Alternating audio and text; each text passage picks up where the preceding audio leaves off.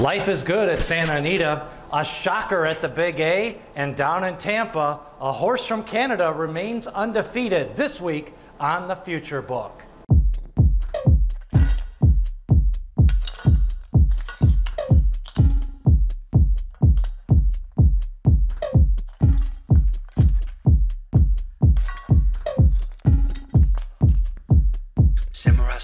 The Future Book for Monday, March 8th, a busy weekend on the racetrack. Let's start it off with the Big A. It was the highly anticipated debut of Highly Motivated, but at the end of the day, after the long stretch of the Big A, it was Weyburn at 46-1, shocking the rest of the bettors as he pulled away to victory in the final stride. Picked up a nice win. Now, as of right now, he's not nominated to the Triple Crown. It looks like they will pay the $6,000 late nomination fee, and most likely we'll probably see him come back in the Wood Memorial at the same Aqueduct racetrack. Meanwhile, Highly Motivated did not perform up to expectations. Kind of got a slow start out of the gate, kind of spun his wheels for the first half a mile, rallied belatedly but not really enthusiastically for third place. And meanwhile, the other Trad Brown runner, Crowded Trade, ran second. After a nice debut victory, he went off at 12-1 in this race, closed down the lane, and I expect we'll see him in the Wood Memorial. The disappointing horses were Capo Cane along with Freedom Fighter shipping in from Santa Anita. Then we went down to Tampa Bay, and it was a Canadian shipper, 2 for 2, had run both times on the synthetic surface. Originally was scheduled to run in the fairgrounds, but the son of Ironicus, who was a nice turfer a few years back, Helium, at 15-1, made a mid-race move to take the lead from Boca Boy, got challenged in mid-stretch by Hidden Stash, and then kind of pulled away from him and picked up the victory at 15-1. He's now 3 for 3, and it looks like he is going to train up to the Kentucky Derby, according to trainer Mark Cassie. Now, he is not Triple Crown nominated, so they are going to pay the $6,000 late fee, but they are going to train right up to the Kentucky Derby. They're going to have a fresh horse, and, you know, he's shown a lot of talent in all three of his races, ran fast twice up on the synthetic surface, transferred to the dirt, off the layoff, dug in the mid-stretch, and I don't think he necessarily needs the lead, so Helium going to go to the Kentucky Derby next and train up to it, and probably the right thing to do. They can kind of condense some of the effort off of this race, let him recuperate, and then start training him forwardly at Churchill Downs and get him ready for the Kentucky Derby. The runner-up, Hidden Stash, he continues to earn points.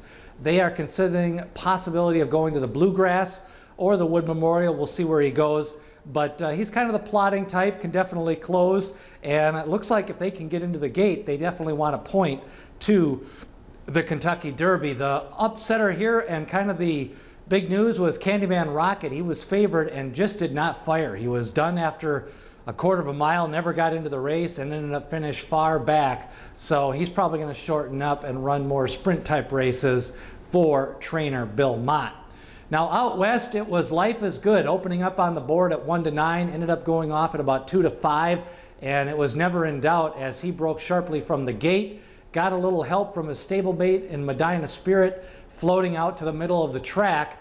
Now, all meet long, the Santa Anita surface had been playing a little bit slower, but we saw a couple of performances on Saturday that the surface may have changed a little bit. It was Brickyard Ride running them off their feet, 108 and change, 121 and change in the middle of the card in the San Carlos. And then we also saw the impressive effort by Life is Good, who drew away the victory. The Buyer Boys have spoken, a 107 speed figure in this race for Life is Good. He's now 3 for 3.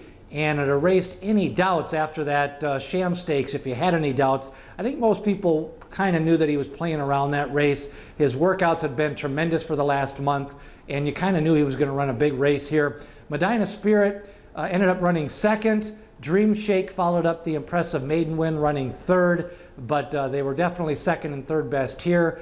Life is Good is going to stay home and stay at Santa Anita for the Santa Anita Derby.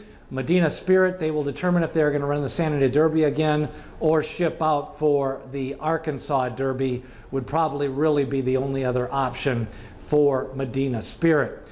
Meanwhile, Dream Shake, we may see him in the Santa Anita Derby. The other speed figures came back, a 95 for Weyburn in his Gotham race, and then an 84 for Helium down at Tampa Bay. So those were the three preps in the Kentucky Derby on the points race chase. Dynamic One broke his maiden. Of course, this horse had ran second to Greatest Honor in a maiden race and then got hung out wide last time on a wide trip. He shipped up to Aqueduct. He's got some Aqueduct connections. We'll probably see him in the Wood Memorial next. Rombauer looks like it could be either the Fairgrounds or the Santa Anita Derby next after the El Camino Real Derby winner winning the last time out. The Oaks situation, we saw Will's Secret make it 3 in a row. She wired the field at Oaklawn Park. Did it nicely, beat Pauline's Pearl, who challenged on the inside. Sunpath was flanking her on the outside most of the race. And in this one, it was the efforts and kind of just straight and strong down the lane. An impressive effort, actually, for Will's Secret. She's now won 3 in a row. Dallas Stewart, he, of course, won the Oaks a few years back. She's probably going to come right back to the Fantasy Stakes. And, of course, the other Oaks and Derby Future Pool number 4 wagering going on this weekend. A lot of money on Sunday on Life is Good. He ends up going off under 2 to 1. And then the second and third combinations were Essential Quality and Greatest Honor. On the Oaks side, Clairiere and Travel Column doing most of the wagering. Malathought ended up right around 10 to 1. And so that was really the top 3 in the wagering choices on the Oaks side, as they also offered Oaks Derby double wagering.